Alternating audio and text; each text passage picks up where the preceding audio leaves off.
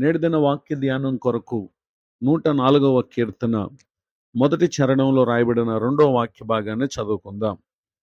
యెహోవా నా దేవా, నీవు అధిక ఘనత వహించిన వాడవు. చదవబడిన ఈ వాక్య భాగంలోని దీవెన నా ప్రియులకు మీరందరూ పొందుదురుగాక. వాక్య ధ్యానం కొరకై ప్రార్థన. ప్రేమ కలిగిన మా తండ్రి, మీకు వందనాలు.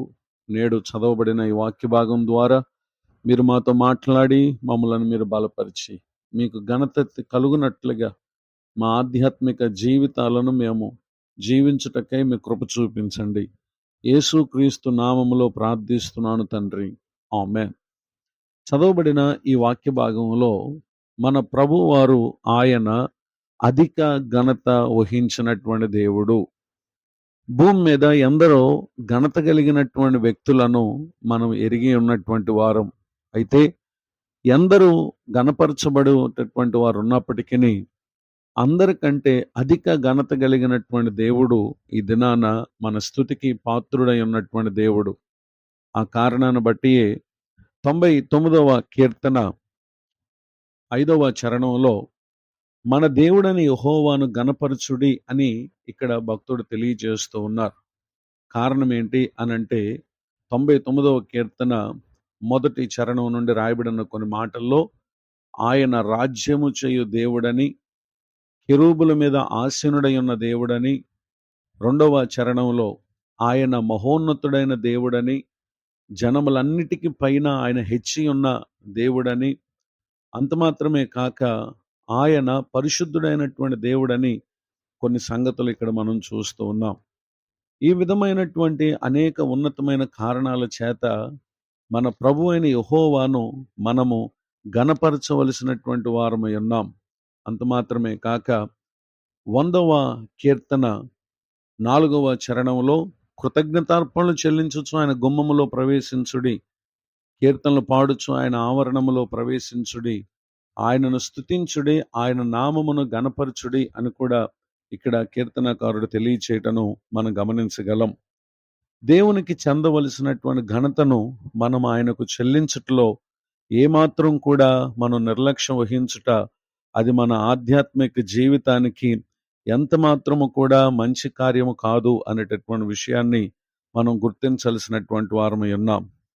నాడు ఇశ్రాయేలు ప్రజలకు రాజుగా ఉన్నటువంటి దావీదు గారి దినాల్లో ప్రభువారు అతనితో మాట్లాడినటువంటి మాట ఏంటంటే 2వ సమూయేలు గ్రంథము 7వ అధ్యాయం 13వ వచనంలో సొలొమోను దేవుని నామము ఘనత కొరకు ఒక మందిరాన్ని కట్టిస్తాడు అనేటటువంటి విషయాన్ని అక్కడ ముందుగానే దావీదు గారికి ప్రభువారు తెలియచేయటను మనం గమనించగలం.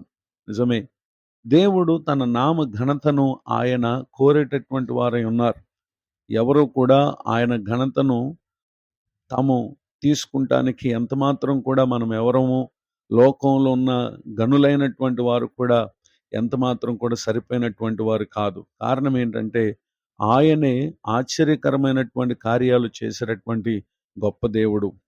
మలాకి గ్రంథం 1వ అధ్యాయము 6వ వచనంలో ఇక్కడ ప్రభువారు అంటున్నారు, కుమారుడు తన తండ్రిని గనపరుచును గదా, దాసుడు తన యజమానిని గనపరుచును గదా, నా నామమును నిర్లక్ష్యపెట్టి యాజకులారా, నేను తండ్రిని అయితే నాకు రావాల్సిన ఘనత ఏమాయను అని చెప్పి ఇక్కడ ప్రభువారు మాట్లాడుతూ ఉన్నారు. నిజమే, మన జీవిత దినాల్లో అనేక సార్లు గణపరచవలసినటువంటి దేవునిని మనం అగౌరవపరుస్తూ ఉంటాం.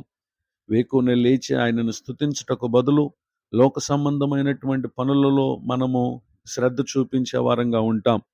దేవుని మందిరమునకు వెళ్ళి ఆయన ఆరాధించేటటువంటి వారితో కూడా కలిసి ఏకముగా ప్రభువును గణపరచాల్సినటువంటి మనం ఆ దినమున లోక సంబంధమైన పలు వ్యవహారాల్లోనికి మనం వెళ్ళి, కార్యక్రమాల్లోనికి మనం వెళ్ళి గణపరచవలసినటువంటి దేవుని మనం నిర్లక్ష్యం చేస్తూ ఉంటాం.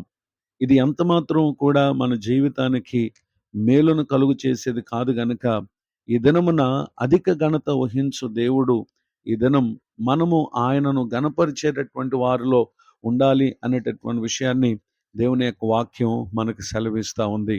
గనుక ఇది మొదలుకొని ఘనతకు కారణభూతుడైనటువంటి దేవునికి ఘనతను చెల్లించుటలో మనము అన్ని విషయాల్లో, మన జీవనములో, మన కుటుంబంలో, మన ఉద్యోగములో, మన వ్యాపారములో, అలానే దేవుని ప్రజలతో కూడా కలిసి ఆయన పరిశుద్ధ పాదపీఠం ఎదుట సాగిలపడి ఆయనను గణపరిచి నిశ్చయముగా ఆయన ద్వారా మనకు కలుగు ఘనతను పొందుటకు పరిశుద్ధాత్మ దేవుడి ఈ మాటలు మన కొరకే దీవించునుగాక.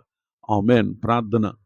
కృపగలిగిన మా తండ్రి, వందనాలు. నేడు విన్న ఈ మాటల ద్వారా మిమ్మలను గణపరచుట యందు మేము ఎక్కడా కూడా శ్రద్ధ చేయక, శ్రద్ధ కలిగినటువంటి వారమై నేను గణపరిచి మీ యొద్ద నుండి కలుగు దీవెనలు మేము పొందటానికి సహాయం చేయండి. దైవజనులను, వారి కుటుంబాన్ని, సేవా పరిచయను దీవించండి. కృంగిన వారిని, దుఃఖితులను, వేదంలో ఉన్న వారిని ఆదరించండి, ధైర్యపరిచి లేవనెత్తండి. దైవజనులను, వారి కుటుంబాన్ని, సేవా పరిచయను దీవించండి. మరి యొక్క నూతన సంవత్సర దయాకిరీటాన్ని ఈరోజు పొందిన మా ప్రియులను మీ నూతనమైన దీవెనలతో, ఆత్మాభిషేకంతో నింపి నడిపించండి. యేసు క్రీస్తు నామమున బ్రతిమలు ప్రార్థిస్తున్నాను తండ్రి. ఆమేన్. తండ్రి, కుమార, పరిశుద్ధాత్మ దేవుడు తోడు నడిపించునుగాక. ఆమేన్.